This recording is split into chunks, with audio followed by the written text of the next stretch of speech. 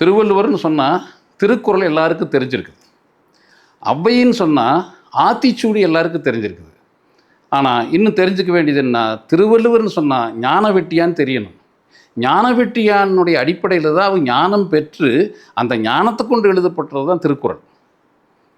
ஆனால் அது யாருக்கும் தெரியல. ஞான வெட்டியான உலகம் பேசலை. ஏன்னா உலகத்தில் இருக்கிற பண்டிதர், புலவர்கள், கவிஞர்கள் எல்லோருக்குமே ஞான வெட்டியான் புரியல. அதனால் அந்த நூல் ஒழிக்கப்பட்டுருச்சு, மறைக்கப்பட்டுருச்சு. அதே போல் ஔவைன்னு சொன்னால் ஆத்திச்சூடி சொல்லப்பட்டிருக்குது. ஆத்திச்சூடி அறிந்து கொள்வதற்கு காரணமாக இருக்கக்கூடிய அடிப்படை நூல், ஞான நூல் எதுனா ஔவை குறள். ஔவை குறள் மூலமாக அவங்க என்ன கருத்து சொல்லியிருக்காங்களோ அதன்படி ஞானத்தை உணர்ந்து தான் ஆத்திச்சூடி சொல்லியிருக்காங்க.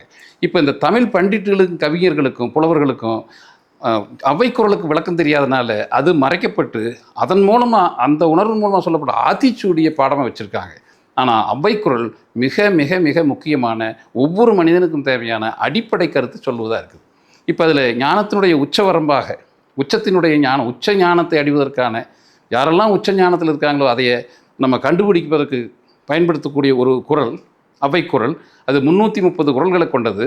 அதில் ஒரு குறள், பசி உணர்வு உறக்கம் கெடப்பட்டால் பிறக்கவும் வேண்டாம் பிறப்பு. ஒரு மனிதனுக்கு பசி என்பது, பசிக்கு உணவு எடுத்தல், உடலுக்கும் மனதுக்கும் ஓய்வு எடுக்கிறது உறக்கம்.